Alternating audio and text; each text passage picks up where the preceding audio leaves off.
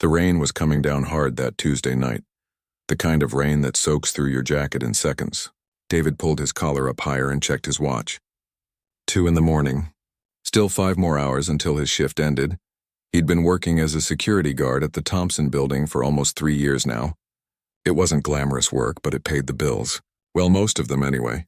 His mom's medical expenses kept piling up, and his younger sister was in her final year of high school.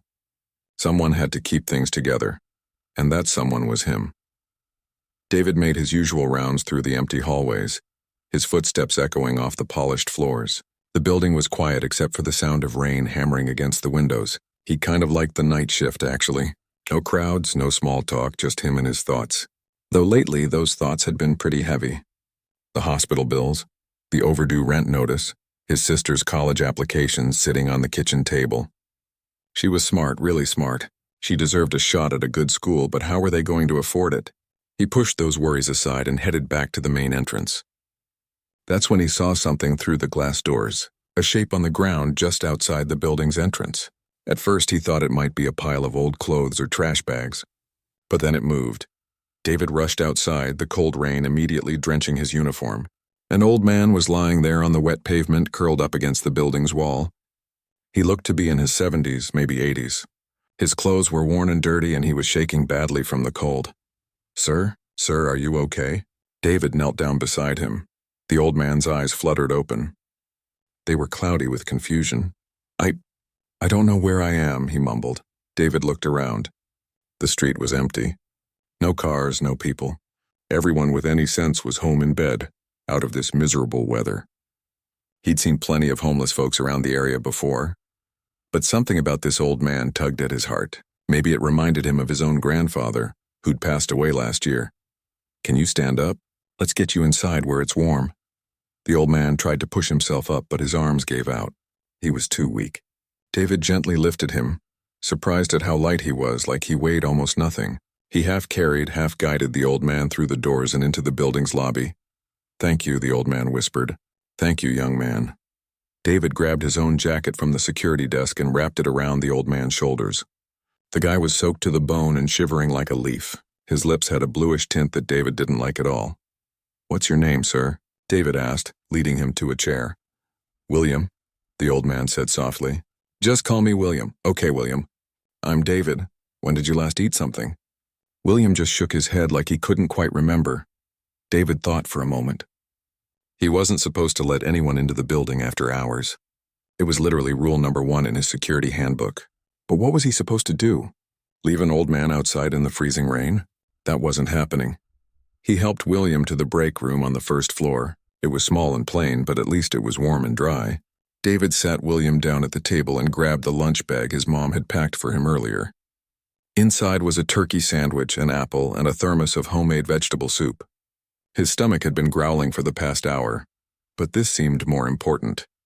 "Here," David said, pouring the soup into a cup. "It's still warm. My mom makes the best soup. Drink this slowly, okay?" William's hands trembled as he took the cup. He sipped the soup and closed his eyes. "This is wonderful," he said quietly. "Your mother is a good cook." David unwrapped the sandwich and placed it in front of William. "Take your time. There's no rush." As William ate, David pulled out his phone. He should probably call for an ambulance. The old man looked like he might need medical attention. But before he could dial, William spoke up. "Please don't call anyone," he said, seeming to read David's mind. "I'll be fine. I just need to rest a bit. Sir, you were lying on the street in the rain. You might need a doctor." William shook his head firmly. "No hospitals. I can't afford it anyway. No insurance." He looked down at his worn clothes. As you can probably tell, David understood that feeling all too well. His mom had put off going to the doctor for months last year because they couldn't afford it. By the time she finally went, the problem had gotten much worse. Medical bills in America could destroy you even when you had insurance. Without it? Forget about it. "All right," David said. "But you're staying here tonight. At least until the rain stops and you warm up properly." "Deal." A small smile crossed William's weathered face. "You're very kind. Most people wouldn't stop." "Most people should," David replied simply. He brought William an old blanket he kept in his locker and made sure the old man was comfortable. Then he went back to his rounds, but he checked on William every 20 minutes. Each time he found the old man either sleeping or sitting quietly, staring at nothing in particular. David wondered what his story was. How does someone end up alone on the streets on a night like this? Did he have family? Kids who might be worried about him? Around 5 in the morning, the rain finally stopped. The first hints of dawn were starting to paint the sky. David made his final check on William and found the old man awake, looking much better than he had a few hours ago. The color had returned to his face and he wasn't shaking anymore. "Feeling better?" David asked. "Much better, thanks to you." William stood up slowly, folding the blanket neatly. "I should get going before you get in trouble for letting me stay. Don't worry about that. Are you sure you're okay to leave? I'll be fine now." William reached into his pocket and pulled out a worn business card. He pressed it into David's hand. "I want you to have this, just in case you ever need anything." David looked at the card. It was blank except for a phone number written in faded ink. No name, no company, nothing else. He looked up, confused, but William just smiled. "You're a good man, David. The world needs more people like you." William shook his hand firmly. "Thank you for seeing me as a person, not just as a problem to be solved." Before David could respond, William walked out into the early morning light. David stood in the doorway, watching the old man shuffle down the street until he disappeared around the corner. He looked down at the card in his hand one more time, then slipped it into his pocket. His shift was ending. Time to head home, catch a few hours of sleep, and do it all over again tonight. He grabbed his jacket, still damp from the rain, and locked up the building. As he walked to the bus stop, he thought about William. He hoped the old man would be okay wherever he was going. David had no idea that his simple act of kindness was about to change everything.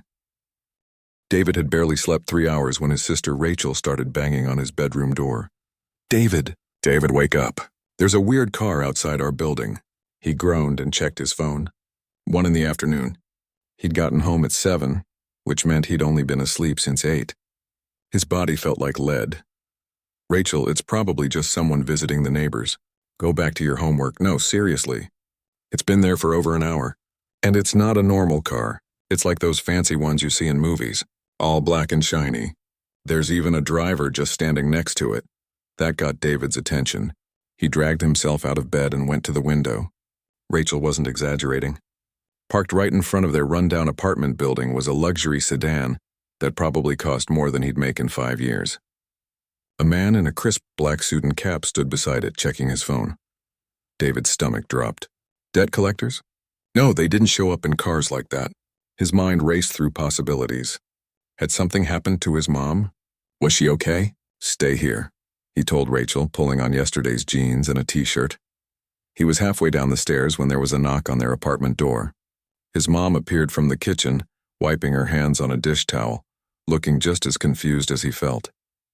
David opened the door cautiously, keeping the chain lock on. A man stood there, maybe 50 years old, wearing an expensive gray suit that probably cost more than their monthly rent. He had silver hair, sharp eyes, and carried a leather briefcase. "David Chen?" the man asked politely. "Who's asking?" "My name is Robert Ashford.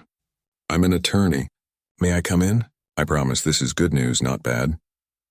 David glanced back at his mom, who gave him a worried look. Lawyers at your door were never a good sign. But something about this man seemed different. Professional, yes, but not threatening. "What's this about?" David asked, still not opening the door fully. "It's about William, the gentleman you helped last night." David's hand went to his pocket where he'd transferred that mysterious business card. He'd almost forgotten about it. Slowly, he unhooked the chain and opened the door. Robert stepped inside, looking around their small apartment. David suddenly felt embarrassed about the worn furniture, the stained carpet, the water damage on the ceiling they couldn't afford to fix. But Robert's expression didn't change at all. He just smiled warmly at David's mother. "Mrs. Chen, I apologize for the intrusion. I'm Robert Ashford, and I work for William Ashford.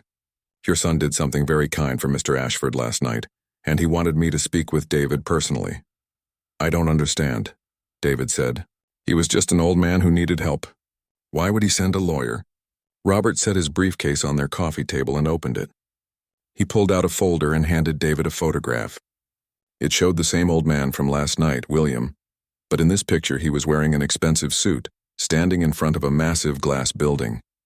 He looked completely different, confident and powerful.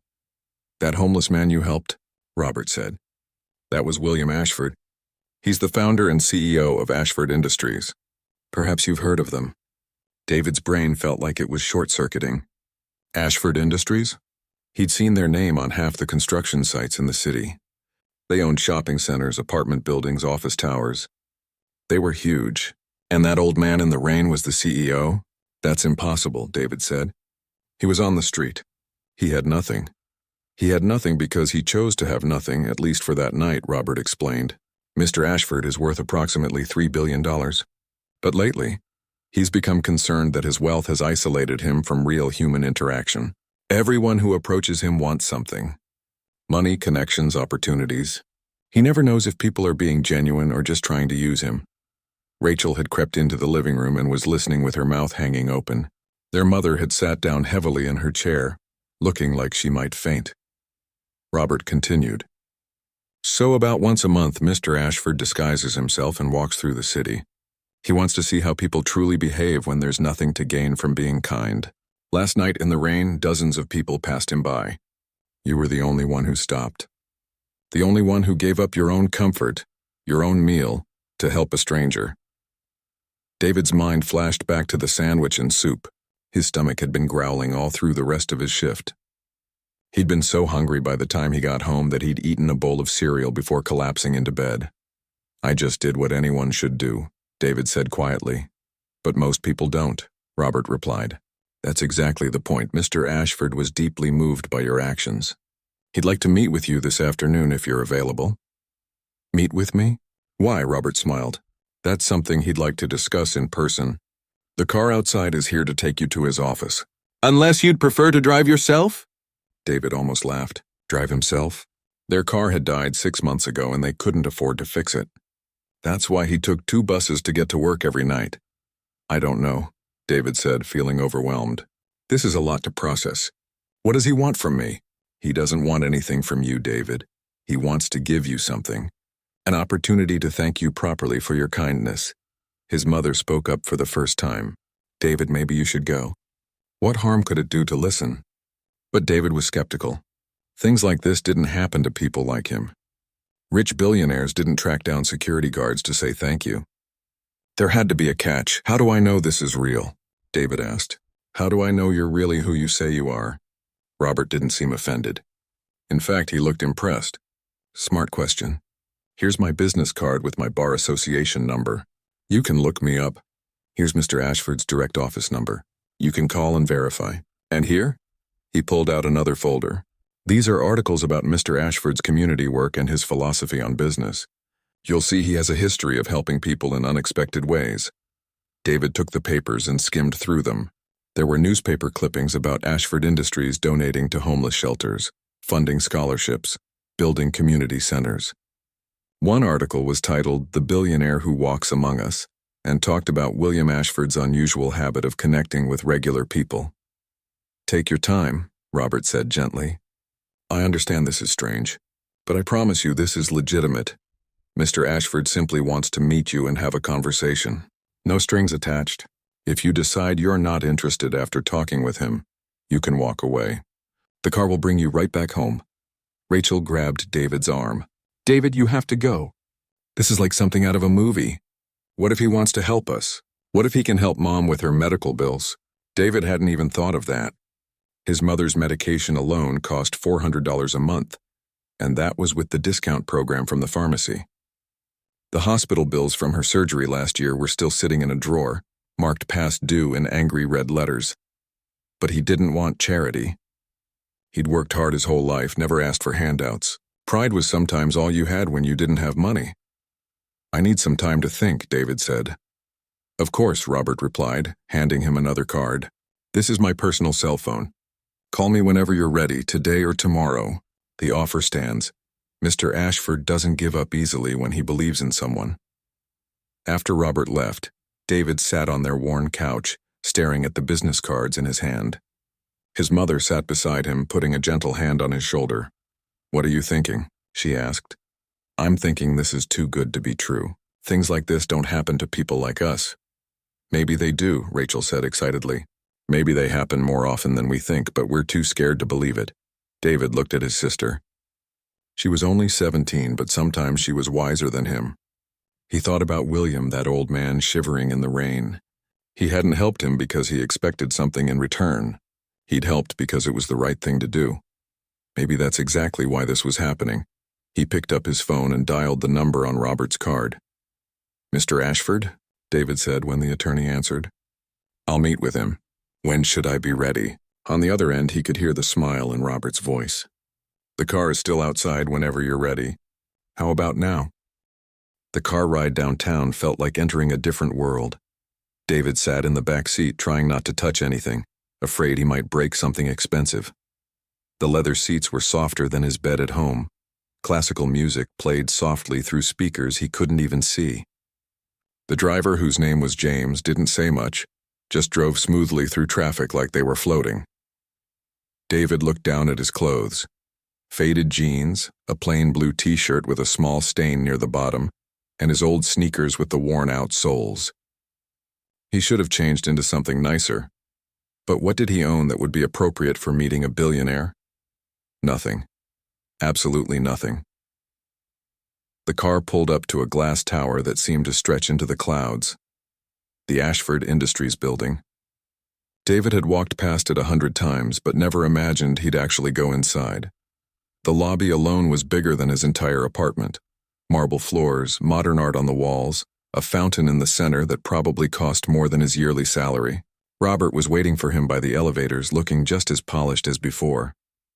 "David, glad you came. Mr. Ashford is looking forward to meeting you properly." They stepped into an elevator with mirrors on every side. David caught his reflection and looked away quickly. He felt so out of place. The elevator didn't even have buttons. Robert just waved a card and said penthouse, and up they went. David's ears popped as they climbed higher and higher.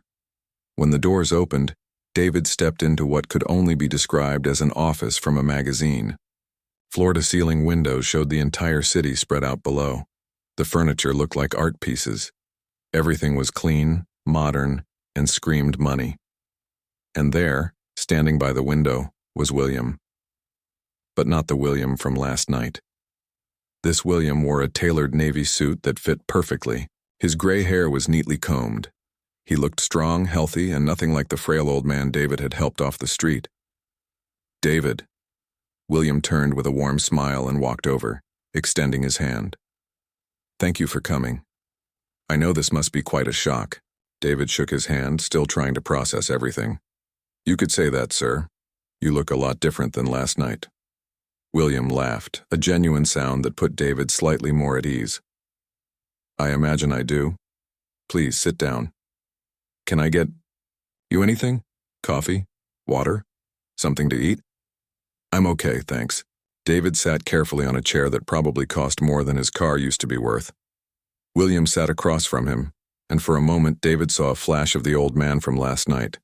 The same kind eyes, the same gentle expression. It was really him. "I owe you an explanation," William said, "and probably an apology for the deception. You see, David, I've been wealthy for a long time. 30 years I've been building this company.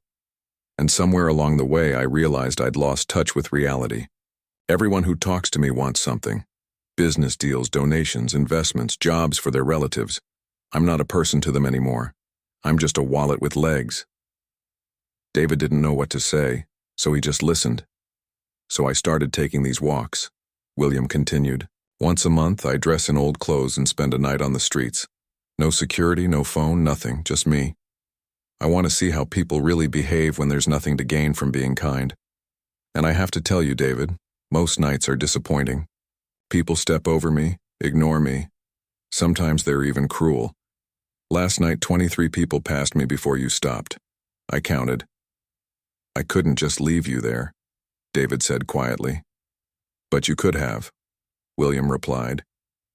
"You could have called someone else to deal with it. You could have pretended not to see me. You could have told me to move along. Instead, you gave me your jacket, your dinner, and your kindness. You didn't know who I was. You thought I was nobody. And you helped me anyway." David felt uncomfortable with the praise. "My mom raised me to help people when I can, that's all. Your mother raised you well." William leaned forward. David, I asked you here because I want to offer you something. A job. A real opportunity. Not charity, but a position you'd have to work hard at. A position where you could make a real difference. David's heart started beating faster. What kind of job? Director of Community Outreach for the Ashford Foundation. We donate millions every year to various causes, but lately I've felt disconnected from that work. I need someone who understands what it means to struggle, someone who sees people the way you saw me last night, someone who has integrity. David's mouth went dry. Sir, I appreciate this, but I'm a security guard. I never even finished college. I don't know anything about running programs or managing donations or whatever a director does. You know the most important thing, William said. You know how to see people, really see them. That's something you can't teach. The rest, we can train you. We have people who can help with the technical parts. What I need is someone with heart. Robert spoke up from where he'd been standing quietly. The position comes with a salary of $120,000 annually, full health benefits for you and your family, and a signing bonus of $50,000. David felt like the air had been sucked out of the room. $120,000? That was more than he'd make in 3 years at his current job. The signing bonus alone could pay off his mother's medical bills with money left over. This has to be a joke, David said, his voice shaking. People don't just hand out jobs like this. I'm not handing it out, William said firmly. I'm offering you an opportunity based on what I saw in you. Character matters more than credentials, David. I've seen 100 resumes from people with fancy degrees who wouldn't have stopped to help an old man in the rain. You did. That tells me everything I need to know about who you are. David stood up, pacing to the window. The city stretched out below him. From up here, his apartment building was just a tiny speck somewhere in the distance. His mind was racing. This could change everything for his family. His mom could get proper treatment. Rachel could go to any college she wanted. They could move out of that building with the broken heater and the leaking roof, but something felt wrong about it. Like he was accepting a handout, like he didn't earn it. I can't just take this, David said, turning back to William. It feels like charity. I helped you because it was the right thing to do, not because I wanted something from you. I know that, William said, standing up too. That's exactly why I'm offering it. David, I've spent 30 years building this company, making money, accumulating wealth. And you know what I've learned? Money means nothing if you can't use it to lift others up. You think this is charity? It's not. This is me recognizing something rare and valuable when I see it. It's me trying to put the right person in the right position to help people who need it. But I don't know if I can do this job, David said honestly. What if I mess it up? William smiled. Then you'll learn and do better next time. That's how I built this company. I made mistakes, learned from them, and kept going. I'm not looking for someone perfect, David. I'm looking for someone real. David thought about his mother, working double shifts at the diner until her health collapsed. He thought about Rachel, staying up late studying by the light of her phone because their electricity bill was overdue, and they had to keep the lights off. He thought about himself, working nights, barely sleeping, always worried about money. This could change all of that, but could he actually do it? Could a security guard become a director of anything? Can I think about it? David asked. This is a lot to process. Of course, William said. But how about this? Take a trial week, come work with us for 5 days, see what the job actually involves. Meet the team. If after that week you don't think it's for you, you walk away. No hard feelings, and you still keep the signing bonus for giving it a try. David looked at him in shock. You'd pay me $50,000 just to try for a week? Consider it payment for the sandwich and soup you gave me, William said with a slight smile. And for treating an old man with dignity when no one else would. Robert pulled out some papers from his briefcase. No pressure, David. Look these over. Talk to your family. Take your time. David took the papers with shaking hands. His whole life could change based on what he decided right now. It was terrifying and exciting at the same time. 1 week, David said finally. I'll try it for 1 week, but I'm keeping my security job just in case. William extended his hand again. Fair enough. Welcome to Ashford Industries, David. Something tells me this is the beginning of something important. As they shook hands, David hoped William was right. But deep down, he couldn't shake the feeling that he was about to be exposed as someone who didn't belong in this world of glass towers and expensive suits. He had no idea just how wrong he was about himself. David barely slept that night. He kept staring at the papers Robert had given him, reading the same paragraphs over and over. Job description, benefits package, trial period agreement. It all felt like a dream he was afraid to wake up from. His mom found him at the kitchen table at 3 a.m, surrounded by papers and empty coffee cups. You should be sleeping, she said gently, sitting down beside him. I can't stop thinking about it, Mom. What if I'm not good enough? What if they realize they made a mistake? She took his hand.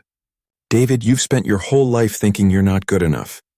When your father left, you became the man of the house at 16. You worked 2 jobs to help me pay the bills.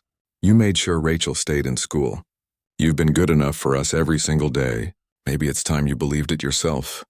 Her words stuck with him as he got ready for his first day on Monday morning. He put on the only dress shirt he owned, the one he'd worn to his grandfather's funeral 2 years ago.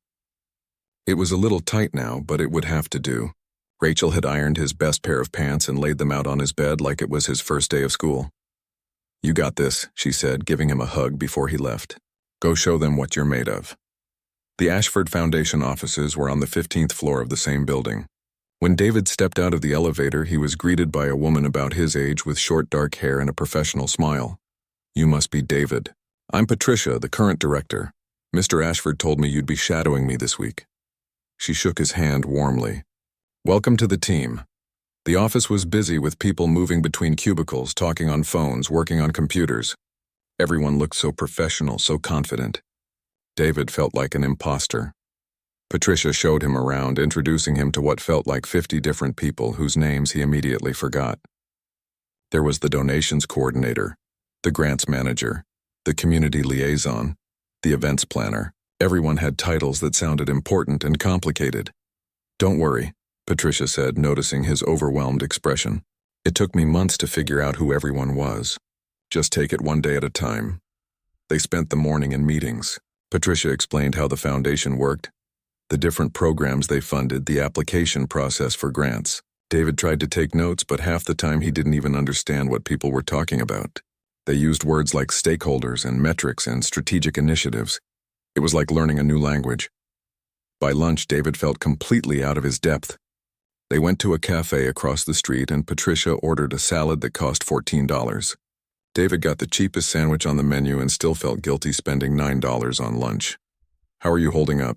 Patricia asked. Honestly, I feel like I'm drowning. Everyone here went to college, probably graduate school. They know what they're doing. I'm just a security guard who was nice to an old man one time. Patricia set down her fork and looked at him seriously. Can I tell you something? I have a master's degree in nonprofit management. I've been doing this job for 3 years. And you know what? Sometimes I forget why we do this work. I get so caught up in spreadsheets and reports and budget meetings that I lose sight of the actual people we're supposed to help. What do you mean? This afternoon we're visiting one of our partner organizations, a homeless shelter downtown. You'll see what I mean. After lunch, they drove to a part of the city David knew well. Not the nice part with the glass towers, but the part where he'd grown up. Broken sidewalks, boarded-up buildings, people pushing shopping carts full of their belongings. The shelter was a converted warehouse, plain and worn but clean. Inside, about 30 people sat at tables eating lunch. Some were elderly, some were young. A few families with small children. All of them looked tired in a way David recognized. The shelter director, a tired-looking man named Tom, greeted them warmly. Patricia, good to see you. And who's this? This is David. He's joining our team. As Tom walked them through the facility, explaining their programs and their needs, David noticed something. Patricia was asking questions, taking notes, being professional. But she was also keeping a distance. Not in a mean way, just in a business way. David couldn't do that. When they passed an elderly woman struggling to open a water bottle, he automatically stopped to help her. When a little kid dropped his toy, David picked it up and handed it back with a smile. When a young man asked if they were from the city, And were they going to shut the shelter down?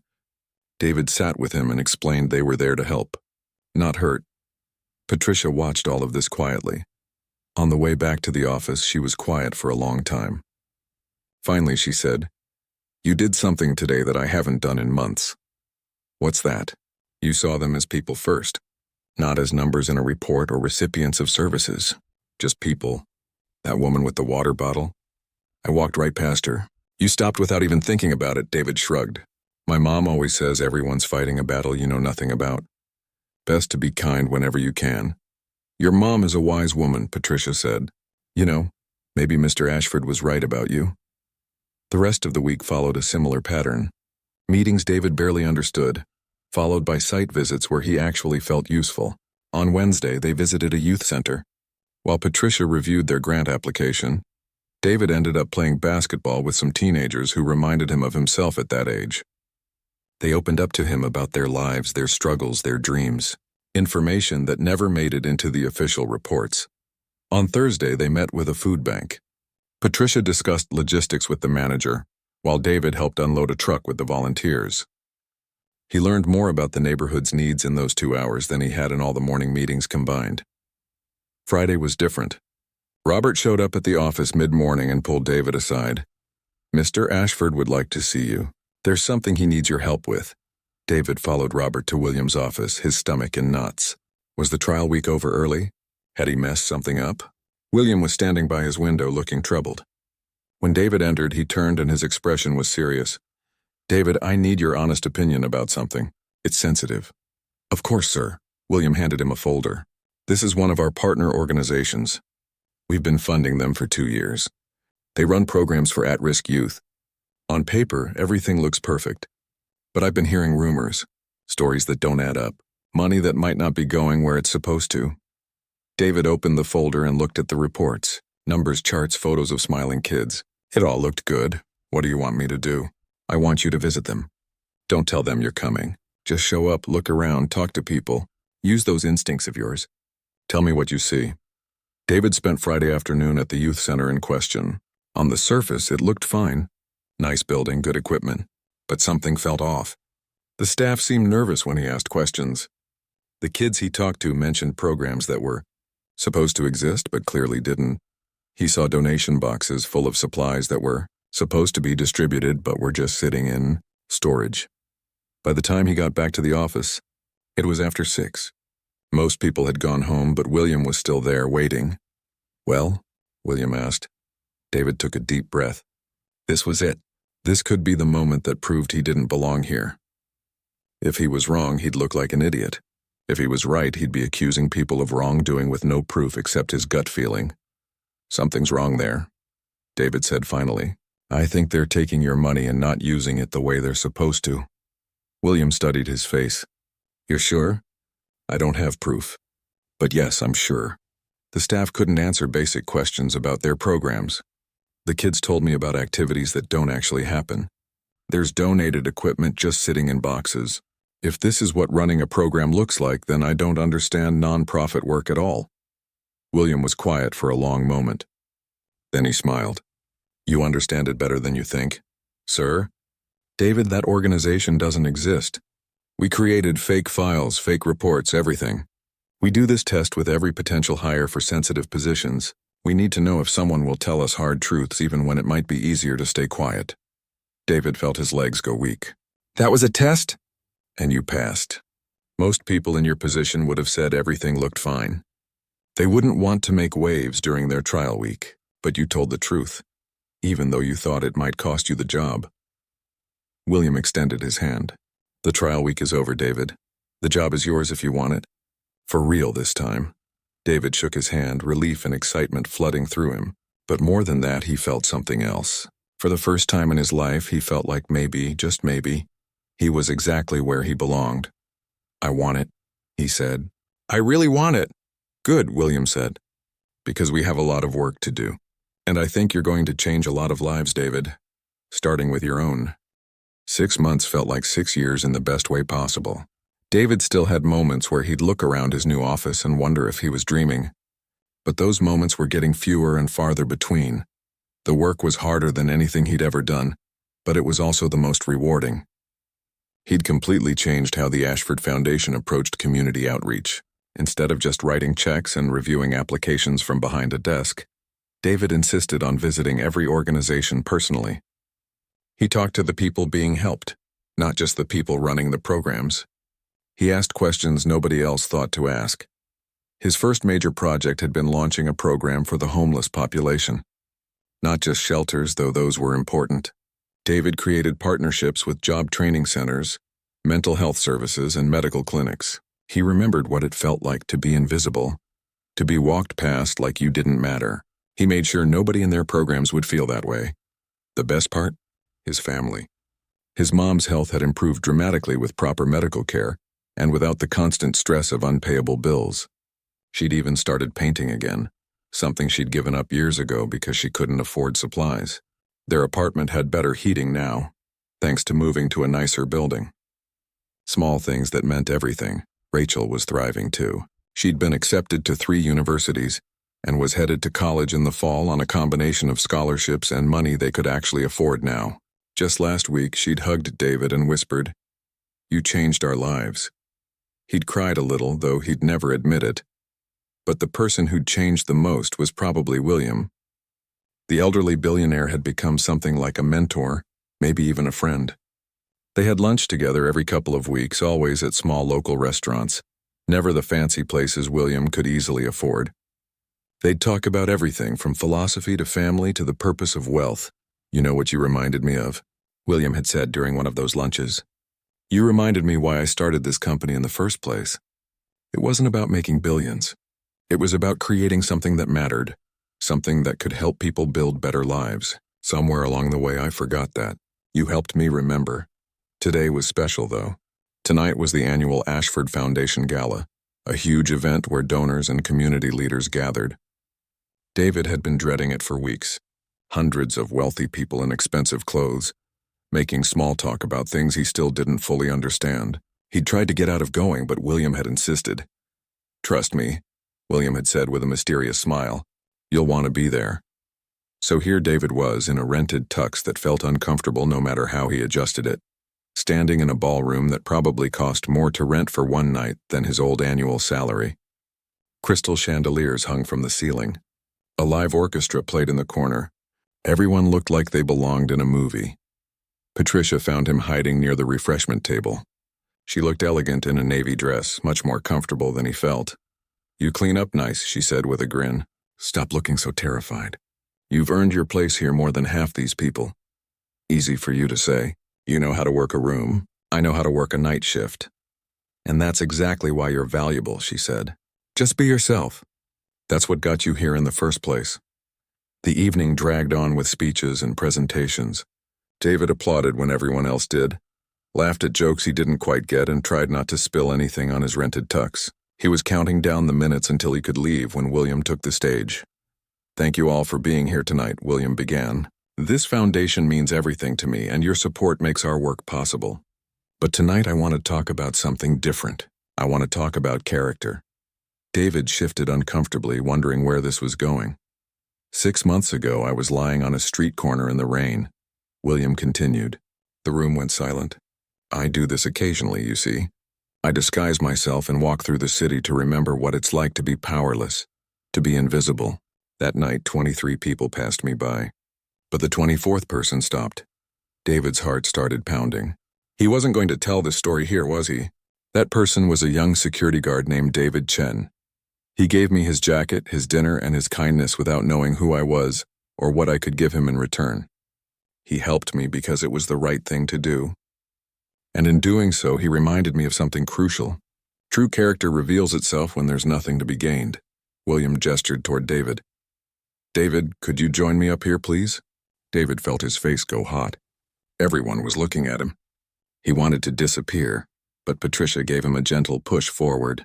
Somehow his legs carried him to the stage, though they felt like they belonged to someone else. William put a hand on his shoulder.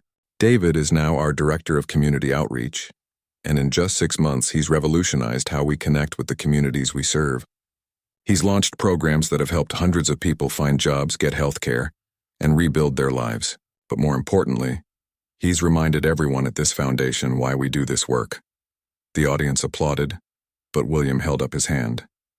Tonight, I'm announcing something new. The David Chen Fellowship Program.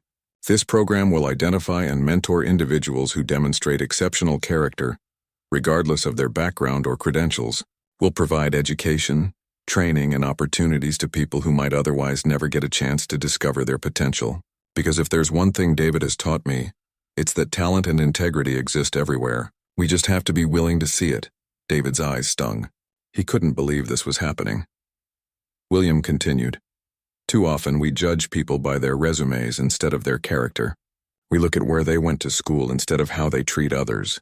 This fellowship will change that. It will look for people who stop to help strangers in the rain. People who see others as human beings, not as stepping stones. People like David. The applause was thunderous now. David saw his mother and Rachel in the crowd.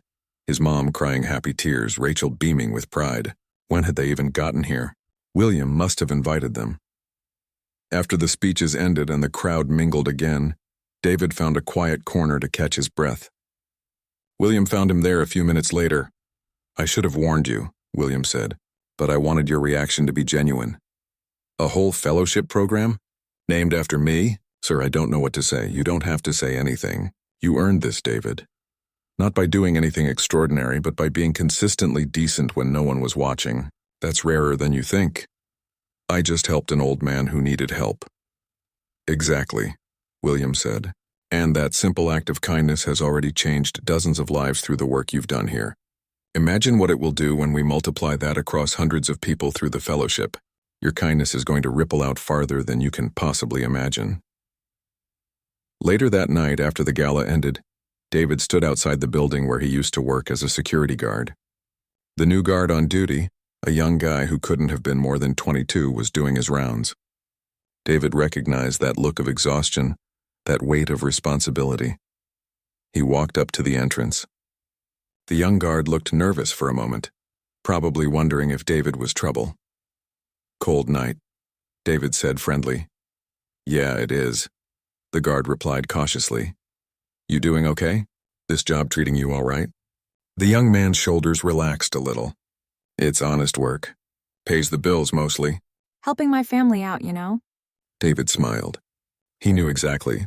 He pulled out a business card, one of his new ones that still felt strange to carry. I'm David Chen. I work at the Ashford Foundation. We help people find opportunities. If you're ever interested in exploring other paths, give me a call. The young guard looked at the card confused. Why would you help me? You don't even know me. Let's just say someone helped me once when I needed it. I'm paying it forward. As David walked away, heading toward where his mother and sister waited in a car he'd been able to buy last month, he thought about that rainy night 6 months ago. He'd just been trying to help someone who needed it. He never imagined it would lead to all this. But that was the thing about kindness, wasn't it? You never knew where it would lead. You just had to trust that doing the right thing mattered, even when no one was watching, even when there was nothing to gain. Sometimes, that simple choice changed everything. David looked back one more time at the young guard, who was still staring at the business card in his hand, probably wondering if it was real. It was real, and maybe, just maybe, that young man would call. Maybe David could help him the way William had helped David. Maybe that young man would go on to help someone else. That's how you change the world, David had learned. Not with grand gestures or huge donations, though those helped. You change the world by seeing people really seeing them, and treating them with dignity even when it didn't benefit you at all. Especially then. David smiled and walked toward his family, toward his new life, toward a future that had started with the simplest thing in the world, stopping to help someone who needed it. And that made all the difference.